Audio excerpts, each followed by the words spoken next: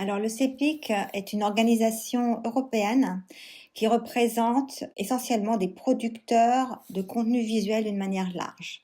Donc, j'ai envie de dire pour la majorité, c'est plutôt des photos traditionnelles, mais aussi des photos générées par l'intelligence artificielle de plus en plus. Notre organisation est représentée au niveau mondial, on a des membres dans le monde entier et on représente tous les plus grands du marché ainsi que les plus petits. Et on a aussi beaucoup d'auteurs individuels dans l'image. C'est-à-dire qu'en fait, on représente leurs intérêts et essentiellement, on se bat pour le droit d'auteur et la majorité de notre travail se passe à Bruxelles. Dès 2022, dès le début de 2022, j'avais été alertée par le fait que certains de nos membres commençaient à travailler avec l'intelligence artificielle. Et puis, on a vu, mais il y a quelque chose qui se passe ici, ça pose énormément de problèmes au niveau du droit d'auteur, au niveau de la rémunération, de l'usage des contenus.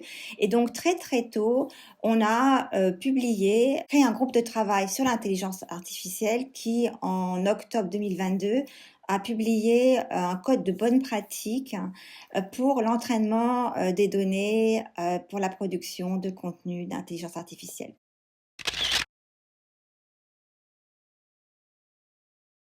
En effet, déjà en 2022, bon, comme je dis, on était les premiers à se pencher sur le sujet, mais le mal déjà à l'époque, le mal était déjà fait. On continue notre lutte à Bruxelles parce que par contre, ce qui n'est pas encore fait, c'est le cadre réglementaire. Aussi bien en Europe qu'aux États-Unis, où il y a environ une quarantaine de procès autour de l'intelligence artificielle. On est en train maintenant de travailler sur les solutions. On peut encore changer la donne.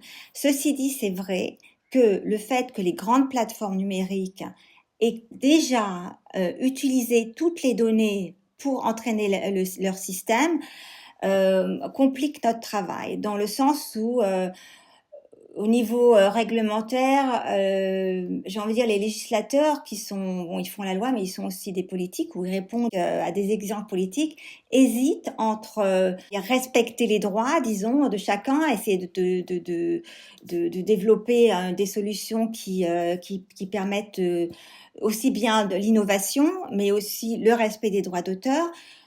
Et donc, nous, on est là, on est en train de se battre au niveau réglementaire et on essaye de remettre les choses à niveau. Voilà. De notre point de vue, du point de vue du CEPIC, mais nous ne sommes pas les seuls à avoir ce point de vue, ce qu'il faut essentiellement, d'abord, c'est des exigences de transparence. Des exigences de transparence au niveau des données qui sont entraînées dans le modèle d'intelligence artificielle et de la transparence sur l'output, sur ce qui sort des modèles d'intelligence artificielle.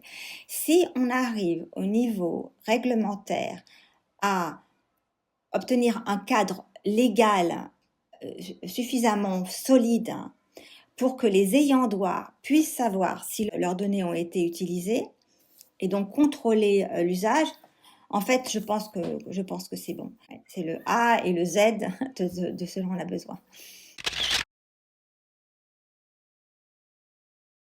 Alors bien sûr, elles disent que oui, mais dans la pratique, dans les négociations, ces temps-ci à Bruxelles, on est en train de négocier ce qu'on appelle le Code of Practice, le code de bonne conduite qui doit mettre en œuvre le règlement sur l'IA de manière pratique avec des exigences écrites, modélisées. On voit que non, en fait, si on leur demande n'importe quelle exigence, c'est trop pour elles. Elles estiment que c'est trop de travail, ça leur coûte trop cher et voilà. Et donc, non, en fait, on est jusqu'à présent dans les négociations et elles n'avancent pas très vite. J'ai envie de dire que les ayants droit sont à un bout de la table et les plateformes sont à l'autre bout. On n'a pas du tout réussi à se rapprocher dans les 2 dernières années. Oui, alors en effet, ça c'est aussi un point très important, mais là pareil, je pense que si on a des exigences de transparence suffisamment fortes, ça résoudra le problème. En fait, les créateurs et les producteurs de contenu ne sont pas du tout contre l'usage de l'intelligence artificielle. Beaucoup l'utilisent et depuis longtemps. Le software Adobe, ça fait 10 ans au moins, plus de 10 ans, qu'ils ont intégré l'intelligence artificielle dans leurs produits. Mais pour le moment, ça se passait de manière soft et ça permettait essentiellement aux auteurs d'améliorer leurs produits. Donc ça, on voudrait garder. On voudrait même, j'ai envie de dire, l'améliorer. Et c'est là, de nouveau, que l'exigence de transparence entre en jeu. Si on sait quel contenu a été utilisé et comment il a été utilisé, on peut déterminer s'il s'agit d'un produit uniquement produit par une machine ou si ça reste le produit qui appartient à l'auteur. Et bien, c'est important, bien entendu, en matière de droit d'auteur, de savoir qui est l'auteur. J'ai été contactée récemment par un de nos membres qui est au Mexique et un de ses clients, une agence de publicité, avait créé toute une campagne par l'IA. Et j'ai dû lui apporter la mauvaise nouvelle qu'en fait, les produits de l'IA ne sont pas protégés par le droit d'auteur. À l'heure actuelle, tous les produits qui sont considérés produits de l'IA ne sont pas du tout protégés par le droit d'auteur. Donc, c'est pour ça qu'en tant qu'auteur, si vous voulez utiliser l'IA, ok, mais il faut faire attention et il faut savoir jusqu'à quand vous êtes un auteur.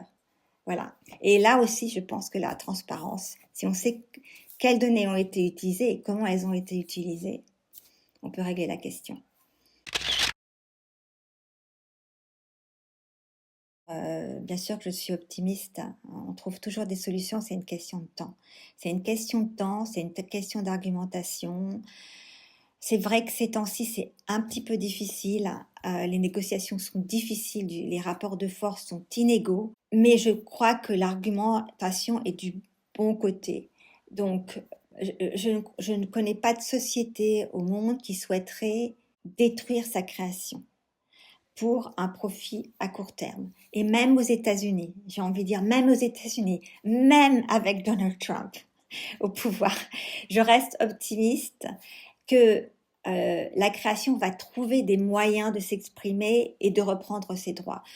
Tout ce que je peux dire, c'est qu'il faut continuer, il faut être clair dans ce qu'on veut atteindre, et puis au bout d'un moment, on réussira à persuader les parties prenantes. D'ailleurs, c'est pour ça, c'est le rôle de cette table ronde. C'est pour ça que j'ai invité les gens que j'ai invités sur cette table ronde. Donc, en tout cas, moi, je suis sûre qu'on arrivera à une solution. Il faut juste qu'on soit d'accord sur le but à atteindre, qui est la rémunération des auteurs et un écosystème créatif qui puisse continuer à évoluer avec les nouvelles technologies. Voilà.